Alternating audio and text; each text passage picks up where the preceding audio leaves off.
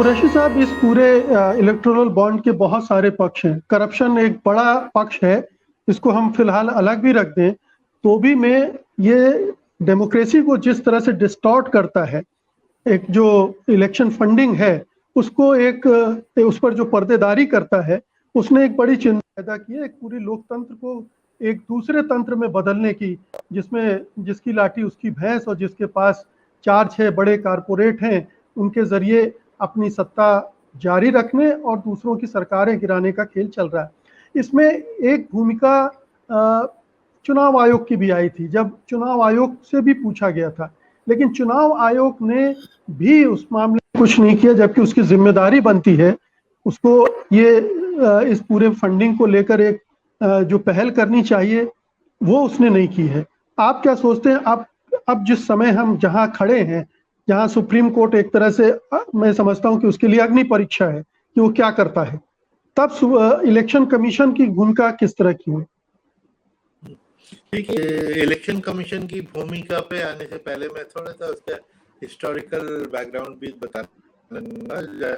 Shocker जी ने तो बहुत तफसील से बताया ही है कि ये जब बजट स्पीच में मैं उस बजट स्पीच सुन रहा था, फाइनेंस मिनिस्टर साहब ने एक बड़ा अच्छा सेंटेंस से शुरू किया कि ट्रांसपेरेंसी और पॉलिटिकल फंडिंग के बिना फ्री एंड फेयर इलेक्शन संभव ही नहीं है। मैंने कहा ये तो बड़ी अच्छी बात कर रहे हैं, यही तो मैं और चोकर साहब रोज रोज कहते हैं। दूसरा सेंटेंस भी बड़ा अच्छा कि 70 साल से हम इसको ट्रांसपेरेंसी और पॉलिटिकल फंडिंग को अचीव करने में असफल रहे हैं। मैंने कहा ये भी बड़ी अच्छी बात कही। अब हम सोच रहे थे कि तीसरा सेंटेंस ये होगा कि अब मैं ट्रांसपेरेंसी शुरू करने जा रहा हूँ। तीसरा सेंटेंस क्या आया कि मैं इलेक्ट्रल बॉन्ड ला रहा हूँ जो ट्रांसपेरेंसी जितनी थी उसको किल कर दूंगा। और कैसे किल हुई वो कि उससे जब तक ये सिचुएशन थी कि 20,000 रुपए तक का हर डोनेशन इलेक्शन कमीशन को रिपोर्ट होता था, 20,000 का। अब 20 करोड़ का 2,000 करोड़ का भी डोनेशन सीक्रेट है। और रीजन क्या दिया गया, बड़ा फिल्मजी, कि जी जो डोनर है वो सीक्रेसी चाहता है, क्योंकि जिसको डोनेट न करो वो सजा देगा। अब ऑपोजिशन में क्या दम है कि किसी को सजा देगा? सजा तो सिर्फ सरकार दे सकती है ना, ईडी के, सीबीआई, इनकम टैक्स वगैरह के रेड करा के। तो डर तो किसी भी डोनर को रूलिंग पार्टी से ही हो सकता है, अपोजिशन से तो नहीं हो सकता। कि उनको डर लगता है, इसलिए वो ये चाहते हैं कि सीक्रेट रहे ना। ये वही डोनर हैं जो 70 साल से डोनेट करते थे, कभी कोई इतराज नहीं किया, और सभी पार्टी को डोनेट करते थे। वही एक ही डोनर इसको भी देता था, उसको भी देता था, उसको भी देता था। जो भी पावर में आ जाए, कोई उनकी सेहत को पे फर्क नहीं पड़ता था, सिस्टम चल ही रहा था। तो इसलिए दूसरी चीज ये कह गई कि जो 20,000 रुपए तक तो कैश हो सकता है, उसके ऊपर चेक होगा। हमने तो बिल्कुल ही 1 रुपए का भी कैश की ट्रांजैक्शन को बंद करा दिया। बहुत अच्छी बात है कि कैश ट्रांजैक्शन जैसा बैंक से होगी। मेरे तो सिर्फ एक ही डिमांड है कि अगर आप जेन्युइनली ट्रांसपेरेंसी चाहते हैं, किस पार्टी ने किसको पैसा दिया वो डिक्लेयर कर दीजिए। ये सरकार के लिए 30 सेकंड का काम है ये रिफॉर्म, और इतना कोई कोर्ट वोट में जाने की भी कोई जरूरत नहीं। चोकर साहब भी उससे मुतमईन होंगे कि साहब ये बता दीजिए किसने किसको पैसा दिया, ये तो जानना चाह रहे हैं। उस पे कोर्ट ने भी कीजिए किसने किसको दिया, आप हमको सील कवर में दीजिए। ये सील कवर जुरिडिक्शन ने पहली बार सुना था। It's very funny. कोर्ट तो हर चीज ट्रांसपेरेंट होती है, और बल्कि मैं तो गुस्ताखी माफ कि ये कोर्ट की डेरेलिक्शन ऑफ ड्यूटी है। नल्लू बनाम कल्लू केस थोड़ी है ये तो देश की डेमोक्रेसी का सवाल है, देश की फंक्शनिंग का, गवर्नेंस का सवाल है कि इसमें ईमानदारी कितनी है। कि इस केस को जब मर्जी आएगा और ले लेंगे, नहीं करेंगे 4-4 साल तक।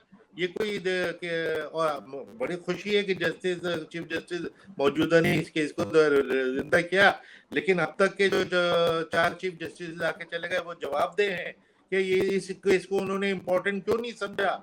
कैसे उनको समझाया जाए कि ये इम्पोर्टेंट केस था और देश के हित में केस था, देश का हित उनके दिमाग में क्या नहीं है? ये कोई समझाने की बात से जरूरत है कि इस केस की कोई वैल्यू नहीं है, जब चाहेंगे ले लेंगे, ले लें तो हम बड़े एहसानमंद फील कर रहे हैं।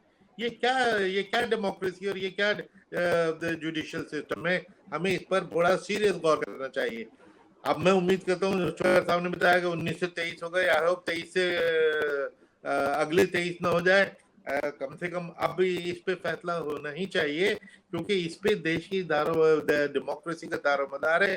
सारी इलेक्टोरल करप्शन, देश की करप्शन इलेक्टोरल करप्शन से शुरू होती है। कोई फ्री लंच तो होता नहीं। जो आदमी 100 200 500 करोड़ देगा उसको फ्री लाइसेंस चाहिए, कोई ना कोई लाइसेंस है, कोई कॉन्ट्रैक्ट चाहिए, या बैंक के वो लोन चाहिए जिसको लेके वो लंदन भाग जाएंगे। जो ये कोई थ्योरी में बात नहीं कर रहा, ये तो दर्जनों गिन लीजिए कितने लोग पैसे ले लेके भाग चुके हैं। और इनके पॉलिटिकल डोनेशन कितने थे, तो पॉलिटिकल डोनर्स का और ये सारा कॉन्ट्रैक्ट जो है बड़ा एक दूसरे का लिंक है। और सोल्यूशन बड़ा आसान है, आज कर दें। इलेक्शन कमीशन का आपने रोल पूछा, इलेक्शन कमीशन ने बहुत कंडेम किया था, शुरू में ही इसको कंडेम किया था कि ये से पूरा जो ट्रांसपेरेंसी है तबाह हो जाएगी, उन्होंने कहा था। बाद में उन्होंने कुछ स्टैंड, मुझे लगा ख्याल है शायद कुचोकर जी को ज्यादा एक्यूरेट पता होगा, कि उन्होंने बाद में उन्हें इसमें कुछ स्टैंड चेंज किया, जो बदकिस्मती की बात है।